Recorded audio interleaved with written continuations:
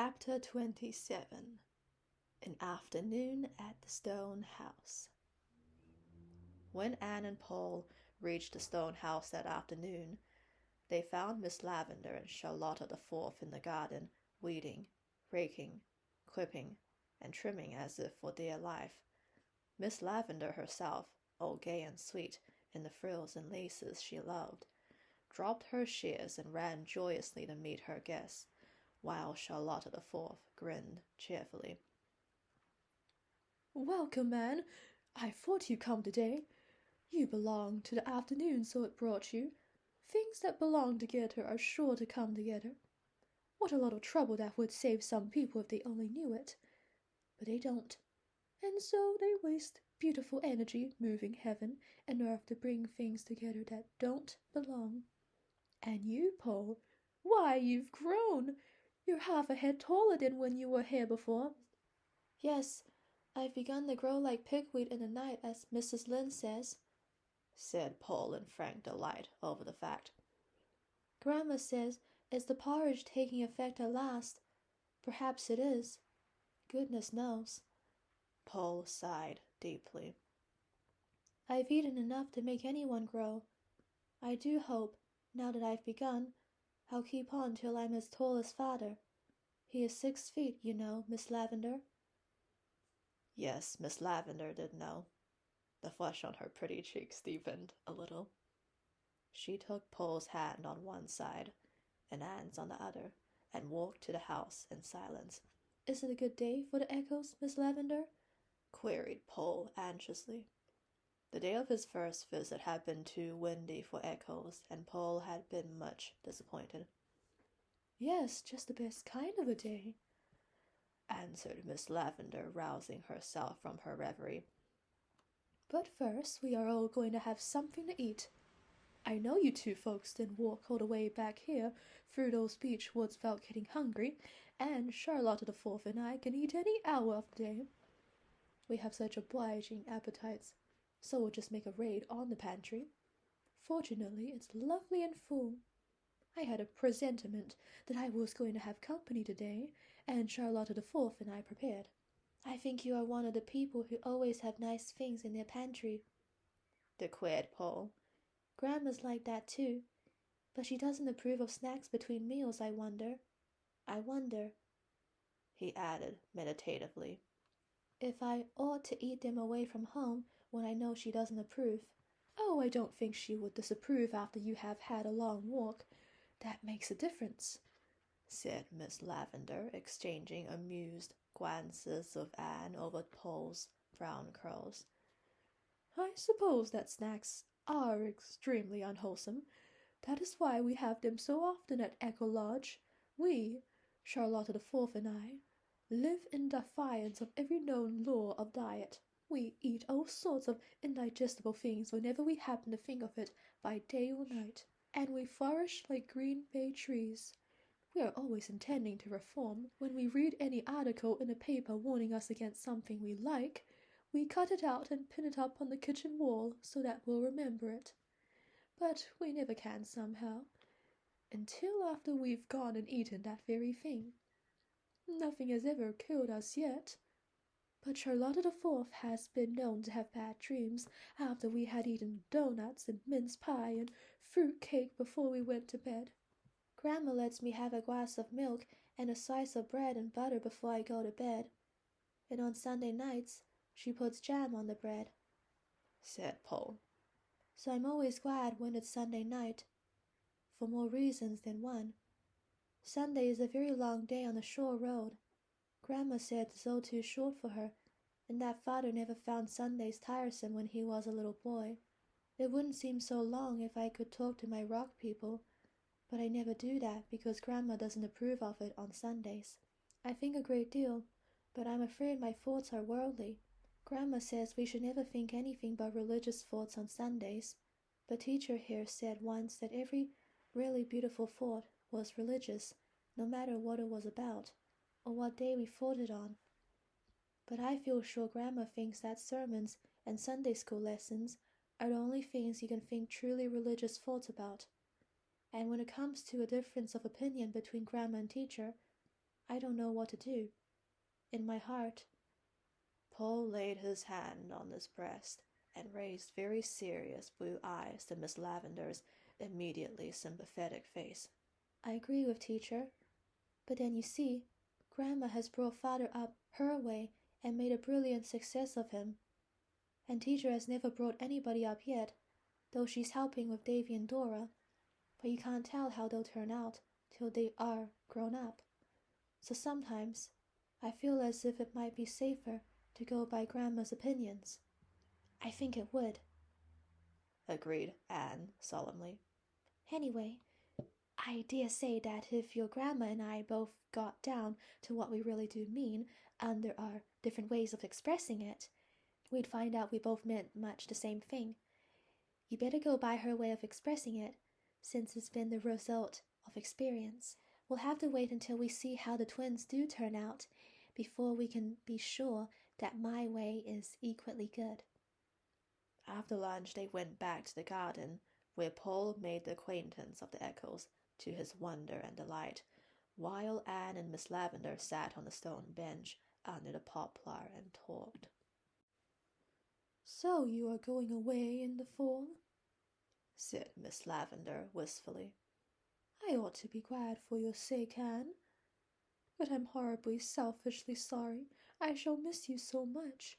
Oh, sometimes I think it is of no use to make friends. They only go out of your life after a while and leave a hurt that is worse than emptiness before they came. That sounds like something Miss Eliza Andrews might say, but never Miss Lavendar, said Anne. Nothing is worse than emptiness, and I'm not going out of your life. There are such things as letters and vacations. Dearest, I'm afraid you're looking a little pale and tired. Oh, went Paul on the dyke, where he had been making noises diligently, not all of them melodious in the making, but all coming back transmuted into the very gold and silver of sound by the fairy alchemists over the river. Miss Lavendar made an impatient movement with her pretty hands. I'm just tired of everything, even of the echoes. There's nothing in my life but echoes. Echoes of lost hopes and dreams and joys. They're beautiful and mocking. Oh, Anne, it's horrid of me to talk like this when I have company. It's just that I'm getting old, and it doesn't agree with me. I know I'll be fearfully cranky by the time I'm 60, but perhaps all I need is a course of blue pills. At this moment, Charlotta the Fourth, who had disappeared after lunch, returned and announced that the northeast corner of Mr. John Kimball's pasture was red with early strawberries, and wouldn't Miss Shirley like to go and pick some? Early strawberries for tea! Exclaimed Miss Lavendar. Oh, I'm not so old as I thought, and I don't need a single blue pill. Girls, when you come back with your strawberries, we'll have tea out here under the silver poplar. I'll have it all ready for you with home-grown cream. Anne and Charlotta the Fourth accordingly betook themselves back to Mr. Kimball's pasture, a green remote place, where the air was as soft as velvet, and fragrant as a bed of violets and golden as amber. Oh, isn't it sweet and fresh back here? Breathed Anne. I just feel as if I were drinking in the sunshine. Yes, ma'am, so do I. That's just exactly how I feel too, ma'am, agreed Charlotta the Fourth, who would have said precisely the same thing if Anne had remarked that she felt like a pelican of the wilderness. Always after Anne had visited Echo Lodge, Charlotta the Fourth mounted to her little room over the kitchen and tried before her looking-glass to speak and look and move like Anne. Charlotta could never flatter herself that she quite succeeded, but practice makes perfect, as Charlotta had learned at school, and she fondly hoped that in time she might catch the trick of that dainty uplift of chin, that quick, starry outflashing of eyes, that fashion of walking as if you were a bough swaying in the wind. It seemed so easy when you watched Anne. Charlotta the Fourth admired Anne wholeheartedly. It was not that she thought her so very handsome. Diana Barry's beauty of crimson cheek and black curls was much more to Charlotta Forth's taste than Anne's moonshine charm of luminous grey eyes and the pale, ever-changing roses of her cheeks. "But I'd rather look like you than be pretty," she told Anne sincerely. Anne laughed, sipped the honey from the tribute, and cast away the sting. She was used to taking her compliments mixed. Public opinion never agreed on Anne's looks. People who had heard her called handsome met her and were disappointed. People who had heard her called plain saw her and wondered where other people's eyes were. Anne herself would never believe that she had any claim to beauty. When she looked in the glass, all she saw was a little pale face of 7 freckles on the nose thereof. Her mirror never revealed to her the elusive, ever-varying play of feeling that came and went over her features like a rosy, illuminating flame, or the charm of dream and laughter alternating in her big eyes. While Anne was not beautiful in any strictly defined sense of the word, she possessed a certain evasive charm and distinction of appearance that left beholders of a pleasurable sense of satisfaction in that softly rounded girlhood of hers, with all its strongly felt potentialities. Those who knew Anne best felt, without realizing that they felt it, that her greatest attraction was the aura of possibility surrounding her, the power of future development that was in her. She seemed to walk in an atmosphere of things about to happen. As they picked, Charlotta the Fourth confided to Anne her fears regarding Miss Lavendar. The warm-hearted little handmaiden was honestly worried over her adored mistress's condition. "Miss Lavendar isn't well, Miss Shirley, ma'am. I'm sure she isn't, though she never complains. She hasn't seemed like herself this long while, ma'am. Not since that day you and Paul were here together before. I feel sure she caught cold that night, ma'am. After you and him had gone, she went out and walked in the garden for long, half the dark, with nothing but a little shawl on her. There was a lot of snow on the walks, and I feel sure she got chill, ma'am. Ever since then, I've noticed her acting tired and lonesome like. She doesn't seem to take an interest in anything, ma'am. She never pretends company's coming, nor fixes up for it, nor nothing, ma'am. It's only when you come she seems to chirk up a bit, and the worst sign of all, Miss Shirley, ma'am." Charlotta the Fourth lowered her voice as if she were about to tell some exceedingly weird and awful symptom indeed. "Is that she never gets cross now when I break things. Why, Miss Shirley, ma'am, yesterday I broke her green and yaller bowl that's always stood on the bookcase. Her grandmother brought it out from England, and Miss Lavendar was awful choice of it. I was dusting it just as careful, Miss Shirley, ma'am, and it slipped out so fashion afore I could grab hold of it, and broke into about 40 million pieces. I tell you I was sorry and scared. I thought Miss Lavendar would scold me awful, ma'am, and I'd rather she had than take it the way she did. She just come in and hardly looked at it, and said, 'It's no matter, Charlotta. Take up the pieces and throw them away.' Just like that, Miss Shirley, ma'am. Take up the pieces and throw them away, as if it wasn't her grandmother's bowl from England. Oh, she isn't well, and I feel awful about it. She's got nobody to look after her but me." Charlotta the Fourth's eyes brimmed up with tears. Anne patted the little brown paw holding the cracked pink cup sympathetically. "I think Miss Lavendar needs a change, Charlotta. She stays here alone too much. Can't we induce her to go away for a little trip?" Charlotta shook her head with its rampant bows disconsolately. "I don't think so, Miss Shirley, ma'am. Miss Lavendar hates visiting.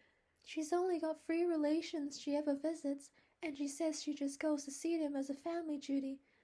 Last time when she come home, she said she wasn't going to visit for family duty no more.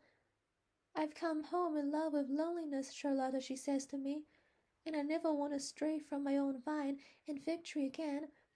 My relations try so hard to make an old lady of me, and it has a bad effect on me. Just like that, Miss Shirley, ma'am. It has a very bad effect on me, so I don't think it would do any good to coax her to go visiting. We must see what can be done, said Anne decidedly, as she put the last possible berry in her pink cup. Just as soon as I have my vacation, I'll come through and spend a whole week with you. We'll have a picnic every day and pretend all sorts of interesting things and see if we can't cheer Miss Lavender up. That will be the very thing, Miss Shirley, ma'am, exclaimed Charlotta the Fourth in rapture. She was glad for Miss Lavender's sake and for her own too. With a whole week in which to study Anne constantly, she would surely be able to learn how to move and behave like her. When the girls got back to Echo Lodge, they found that Miss Lavender and Paul had carried a little square table out of the kitchen to the garden and had everything ready for tea. Nothing ever tasted so delicious as those strawberries and cream, eaten under a great blue sky, all curdled over with fluffy little white clouds, and in the long shadows of the wood with its lispings and its murmurings. After tea, Anne helped Charlotta wash the dishes in the kitchen, while Miss Lavender sat on the stone bench with Paul and heard all about his rock people. She was a good listener, this sweet Miss Lavender, but just at the last it struck Paul that she had suddenly lost interest in the twin sailors. Miss Lavender, why do you look at me like that? He asked gravely. How do I look, Paul?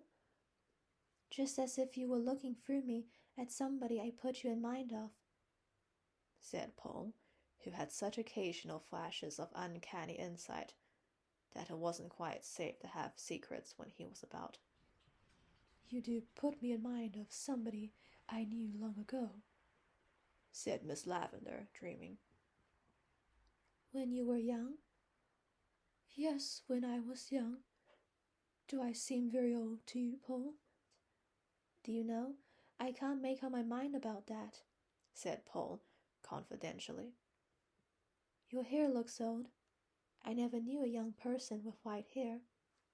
But your eyes are as young as my beautiful teacher's when you laugh. I tell you what, Miss Lavender. Paul's voice and face were as solemn as a judge's. I think you would make a splendid mother. You have just the right look in your eyes, the look my little mother always had. I think it's a pity you haven't any boys of your own. I have a little dream boy, Paul. Oh, have you really? How old is he? About your age, I think. He ought to be older, because I dreamed him long before you were born. But I'll never let him get any older than 11 or 12, because if I did some day, he might grow up altogether, and then I'd lose him. I know, nodded Paul. That's the beauty of dream people. They stay any age you want them. You and my beautiful teacher, and me myself, are the only folks in the world that I know of that have dream people. Isn't it funny and nice we should all know each other? But I guess that kind of people always find each other out. Grandma never has dream people, and Mary Jo thinks I'm wrong in the upper story because I have them. But I think it's splendid to have them. You know, Miss Lavender. Tell me all about your little dream boy. He has blue eyes and curly hair. He steals in and wakens me with a kiss every morning. Then all day he plays here in the garden, and I play with him. Such games as we have. We run races and talk with the echoes, and I tell him stories. And when twilight comes, I know, interrupted Paul eagerly. He comes and sits beside you. So, because of course, at 12, he'd be too big to climb into your lap, and lays his head on your shoulder. So, and you put your arms about him and hold him tight, tight, and rest your cheek on his head. Yes, that's the very way. Oh, you do know, Miss Lavender. Anne found the two of them there when she came out of the stone house, and something in Miss Lavender's face made her hate to disturb them. I'm afraid we must go, Paul, if we want to get home before dark. Miss Lavender, I'm going to invite myself to Echo Lodge for a whole week pretty soon. If you come for a week, I'll keep you for 2, threatened Miss Lavender. Chapter 28. The Prince Comes Back to the Enchanted Palace. The last day of school came and went. A triumphant semi-annual examination was held, and Anne's pupils acquitted themselves splendidly. At the close they gave her an address and a writing desk. All the girls and ladies present cried, and some of the boys had it cast up to them later on that they cried too, although they always denied it. Back in the schoolroom, Anne was sitting alone at her desk, as she had sat on the first day of school 2 years before, her face leaning on her hand, her dewy eyes looking wistfully out of the window to the lake of shining waters. Her heart was so wrung over the parting of her pupils that for a moment college had lost all its charm. She still felt the clasp of Annetta Bell's arms about her neck and heard the childish wail, "I'll never love any teacher as much as you, Miss Shirley. Never, never." For 2 years she had worked earnestly and faithfully, making many mistakes and learning from them. She had had her reward. She had taught her scholars something, but she felt that they had taught her much more. Lessons of tenderness, self-control, innocent wisdom, lore of childish hearts. Perhaps she had not succeeded in inspiring any wonderful ambitions in her pupils, but she had taught them more by her own sweet personality than by all her careful precepts. That it was good and necessary in the years that were before them to live their lives finely and graciously, holding fast the truth and courtesy and kindness, keeping aloof from all that savored of falsehood and meanness and vulgarity. They were perhaps all unconscious of having learned such lessons, but they would remember and practice them long after they had forgotten the capital of Afghanistan and the dates of the Wars of the Roses. "Another chapter in my life is closed," said Anne aloud as she locked her desk. She really felt very sad over it, but the romance and the idea of that closed chapter did comfort her a little.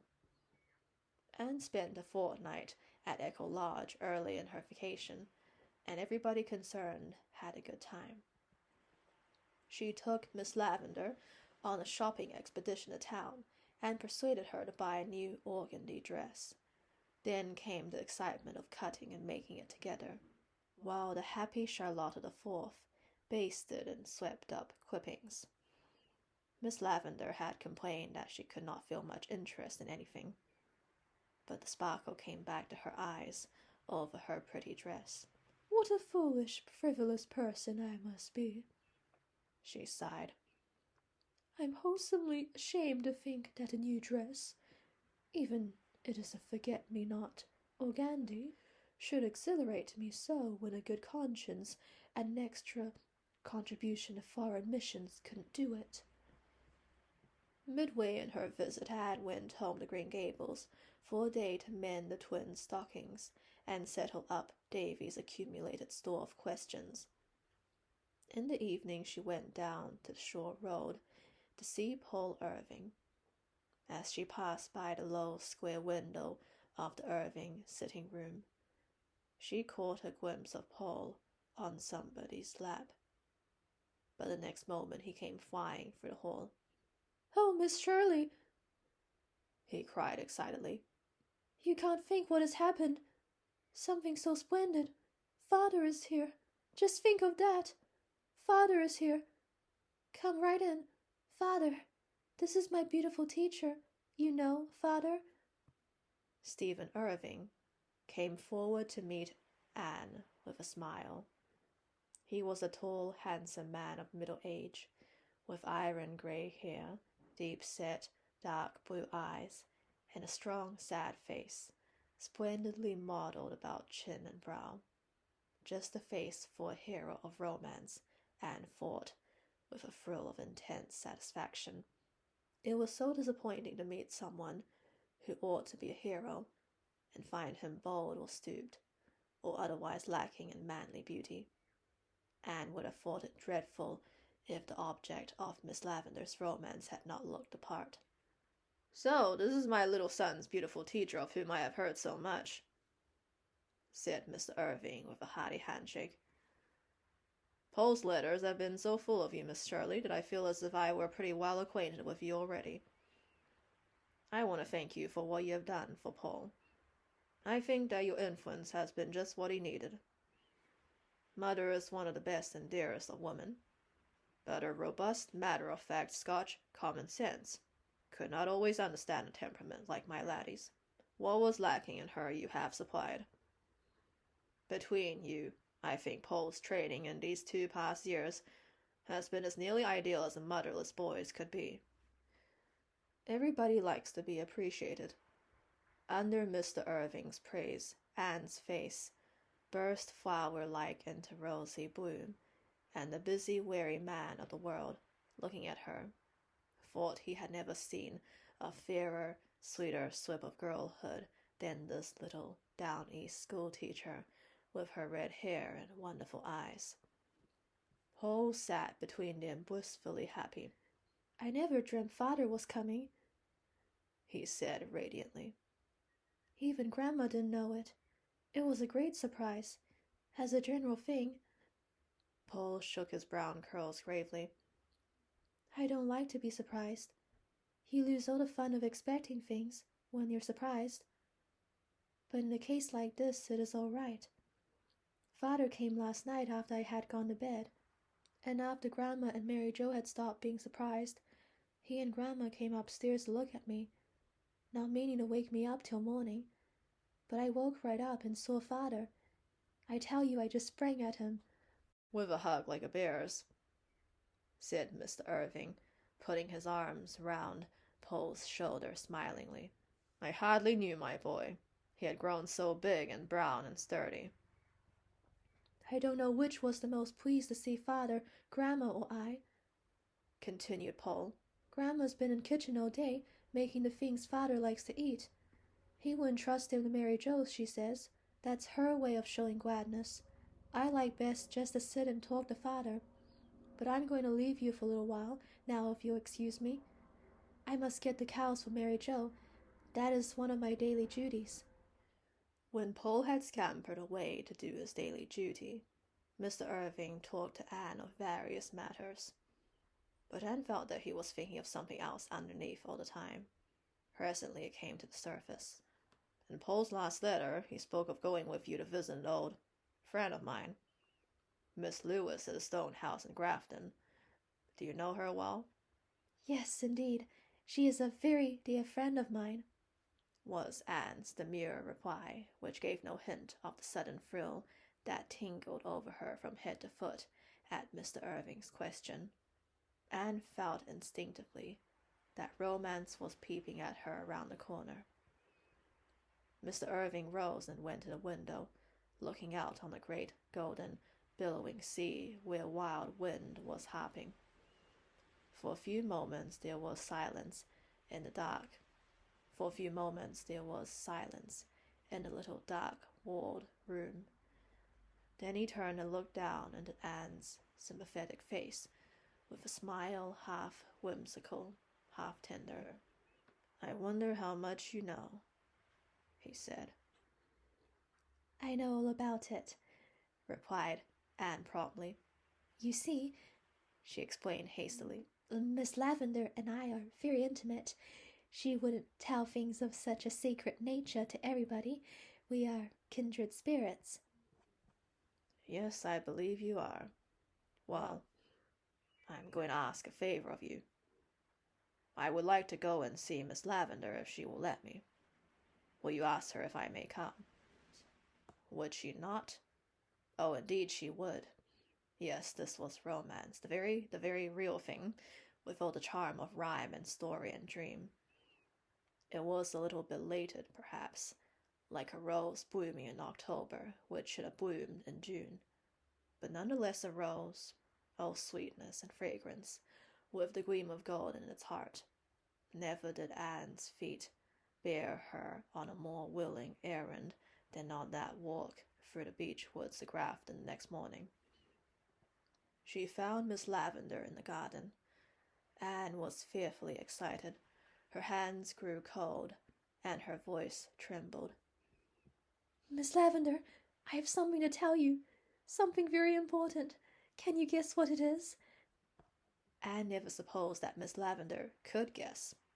But Miss Lavender's face grew very pale, and Miss Lavender said in a quiet, still voice, from which all the colour and sparkle that Miss Lavender's voice usually suggested had faded. Stephen Irving is home. How did you know? Who told you?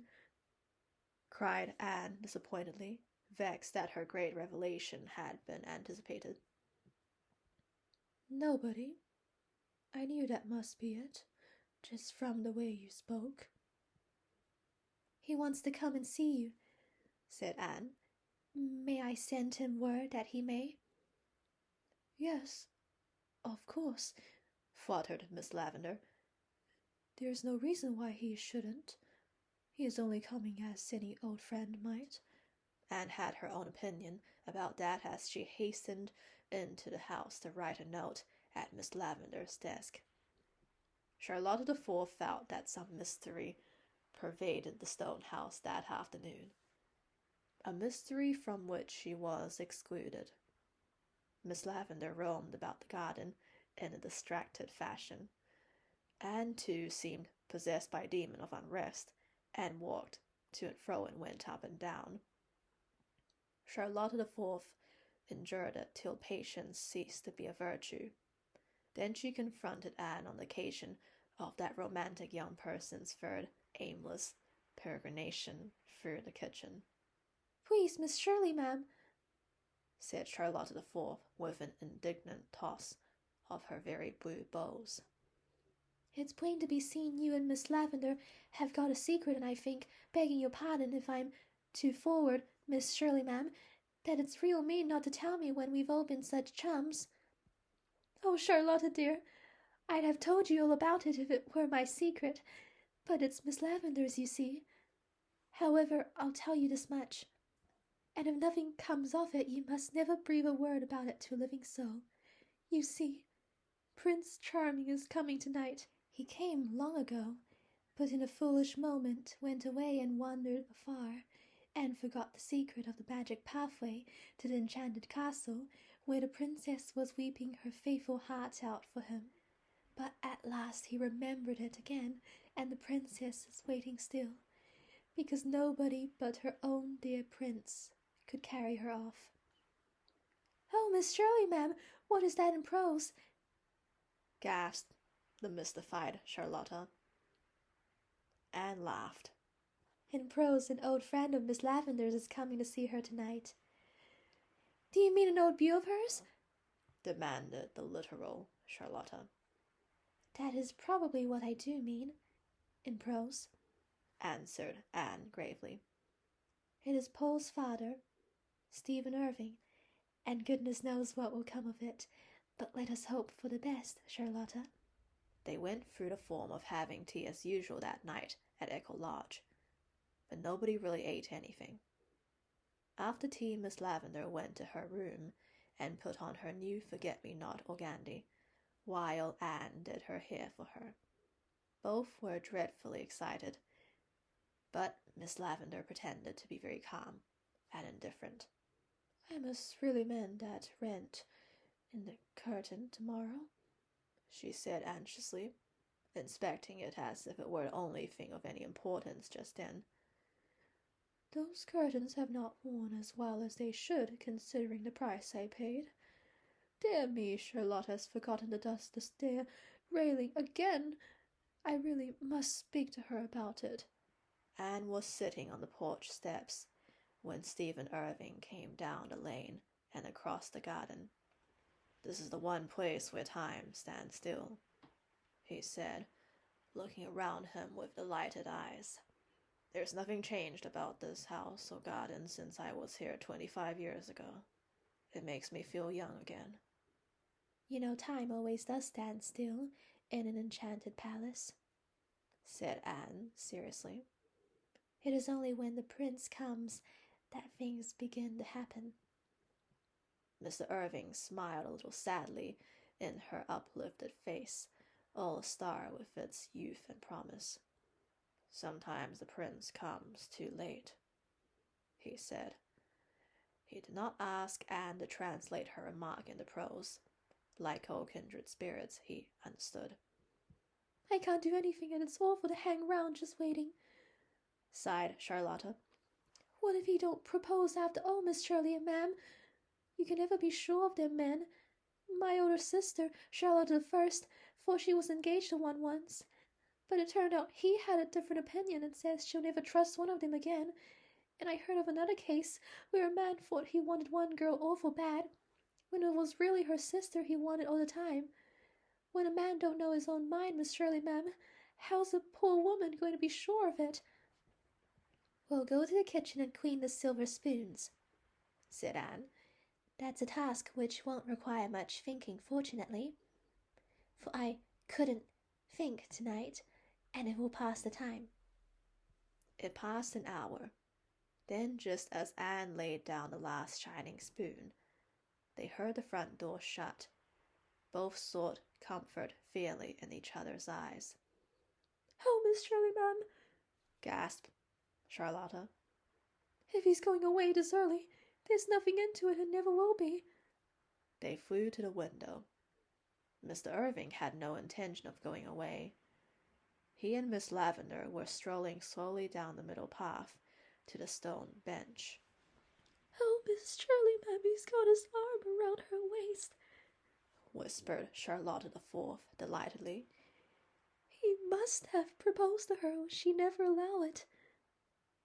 Anne caught Charlotta the Fourth by her own plump waist and danced her around the kitchen until they were both out of breath.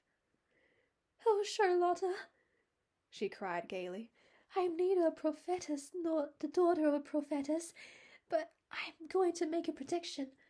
There'll be a wedding in this old stone house before the maple leaves are red. Do you want that translated into prose, Charlotta?" "No, I can understand that," said Charlotta. "A wedding ain't poetry. Why, Miss Shirley, ma'am, you're crying. What for?" "Oh, because it's so beautiful, and storybookish, and romantic, and sad," said Anne, winking the tears out of her eyes. "It's so perfectly lovely, but there's a little sadness mixed up in it too somehow."